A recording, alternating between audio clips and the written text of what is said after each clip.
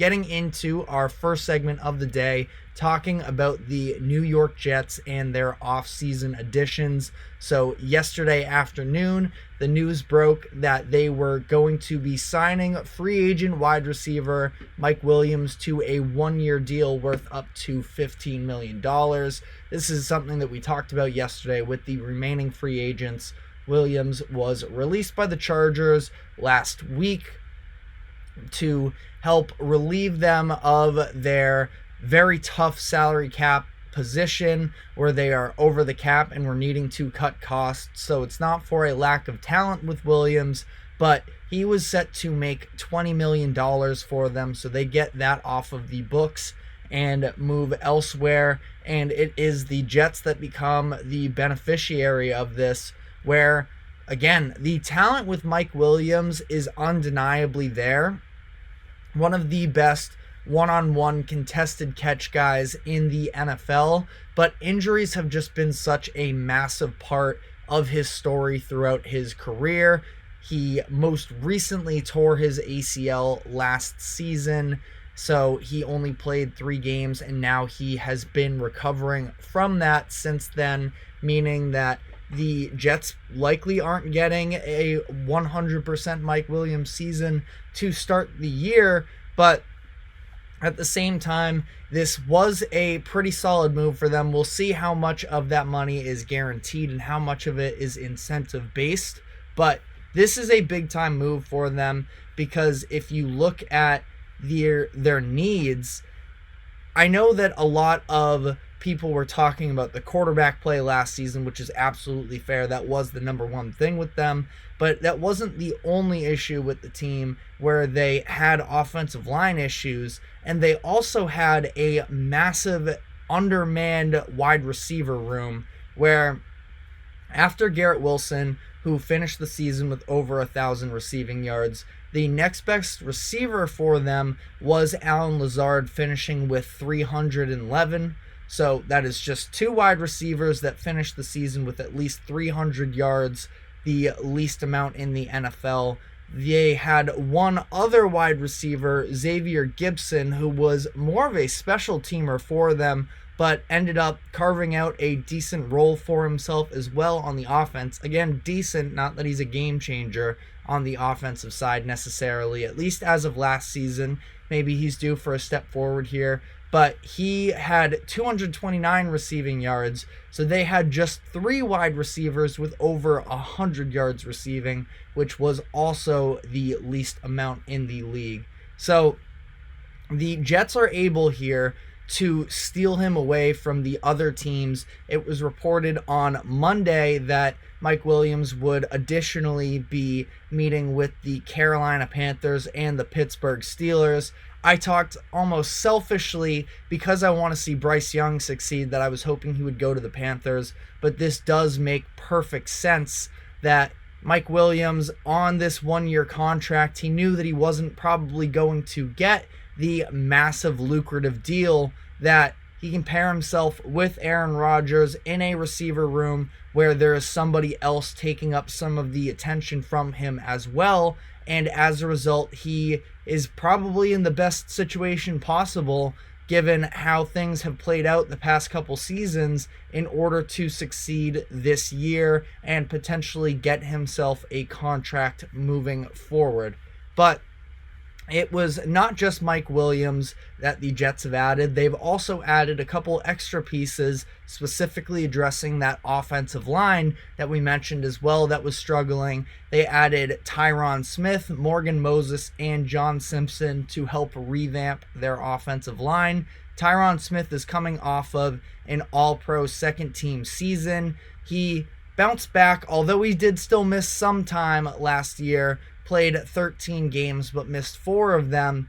He had really been struggling with injuries the past few years, played in just 17 out of 50 possible games in the previous 3 seasons. So again, not that he was perfect last year in terms of health, but it was a step back in the right direction. We know that when Tyron Smith is healthy, he is an all-pro, Pro Bowl caliber player that plays a position of need at the blindside tackle that could be massively important for the Jets in this upcoming season, is absolutely going to be an upgrade from what they had last season.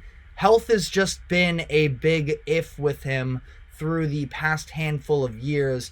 And with this Jets team, we've talked about Mike Williams, of course, Aaron Rodgers, who the Jets won all of the headlines last year by getting him for a pretty reasonable deal. He tears his Achilles on the first drive of the season, so now this is adding another veteran who the top-end talent is absolutely there, but you're banking on health, which can sometimes be difficult. Now, Williams, Rodgers, and Smith all in their 30s. So again, hoping this works out. Obviously, we are always going to root for health, but it is a potential concern with the Jets. Now, I also did really like the additions of Morgan Moses and John Simpson, who they added from the Baltimore Ravens. They both played there last season. Simpson was a nice little redemption story last year where he only started 2 games for the Raiders in 2022. He was ultimately cut from the team late in the year, and he ends up joining the Ravens for 2023 to compete with, at the time when they brought him in, a 6th round rookie for the starting left guard spot. He ends up winning that spot, playing very solid football through the course of the year, and starts every single game for them.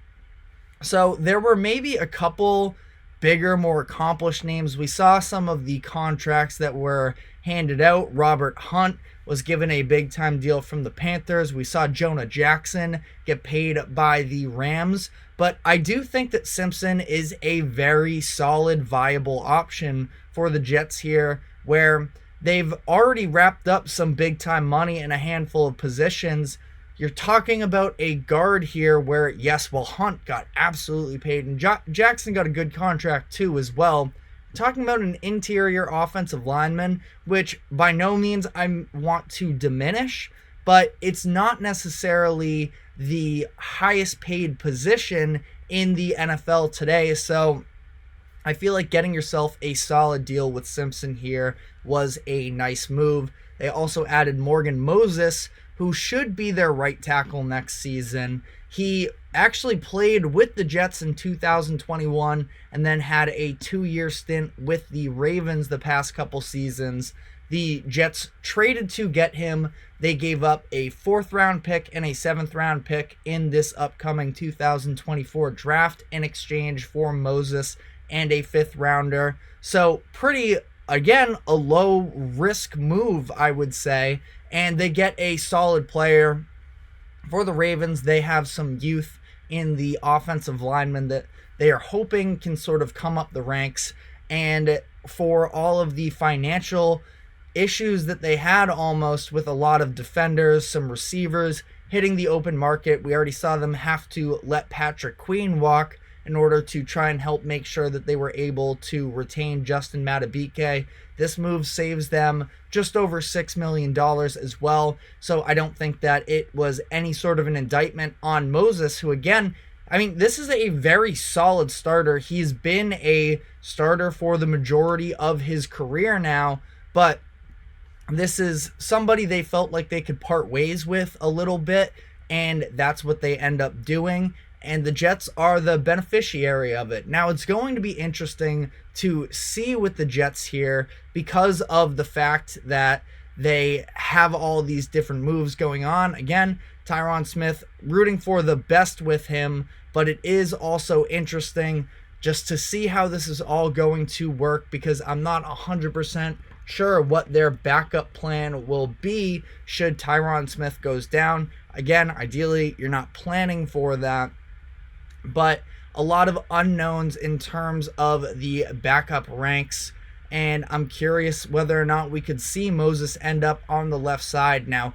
he's played on the right side for a lot of his career. Maybe that's a little bit of a reach on my part, but again, this offensive line group desperately needed the rejuvenation. Now it's a matter of whether or not they will be able to fully commit to that, because we also saw them part ways with Mekhi Becton this past offseason. Becton was a first-round pick for them in 2020, just never really panned out for them the way that they were hoping he would. So they lose a little bit of that opening there, that extra flexibility, and we'll just have to see how this plays out for them. Other than that, they've made a couple other moves around the edges. I think Javon Kinlaw is a very solid move.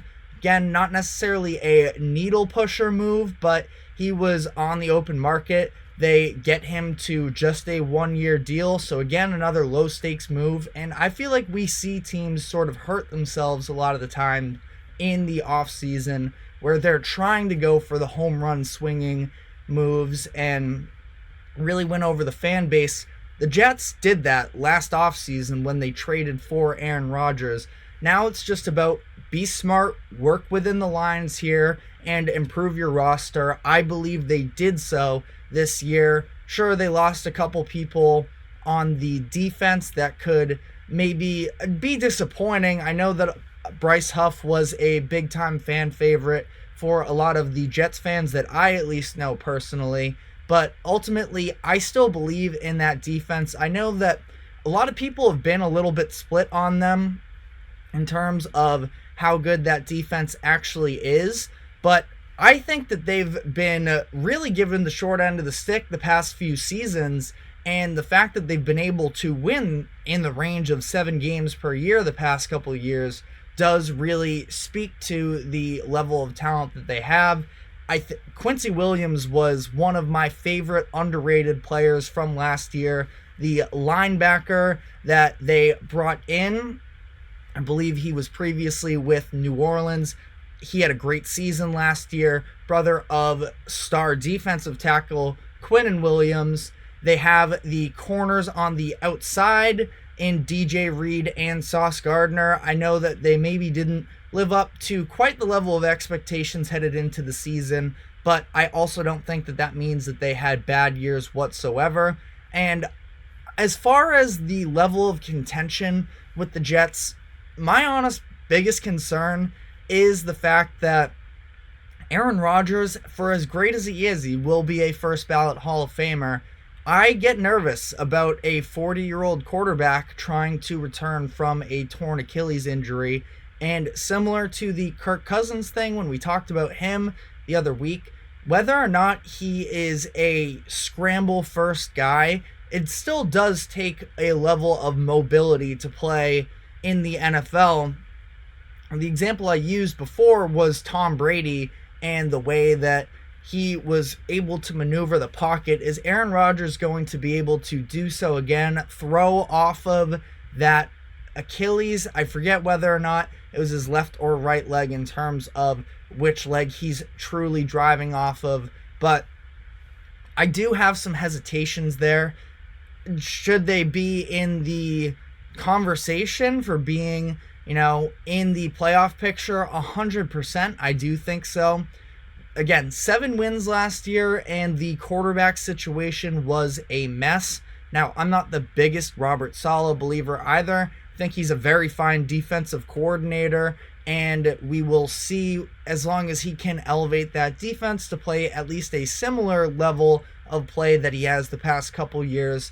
As long as Aaron Rodgers can even just be a steadying presence in that locker room, they should take a step in the right direction. Could definitely use another receiver, and I'm not saying they're a fully finished product, but they also have the NFL draft to try and address some of this as well. So I guess we'll see. As it currently stands, I feel like I would probably have them third in the division still. It's kind of tough to say. The Bills have lost so much over the course of the offseason. We're in a really bad salary cap position. And the Dolphins honestly weren't much better either. So the Jets improved, while I think the Dolphins and Bills could definitely be taking a step back.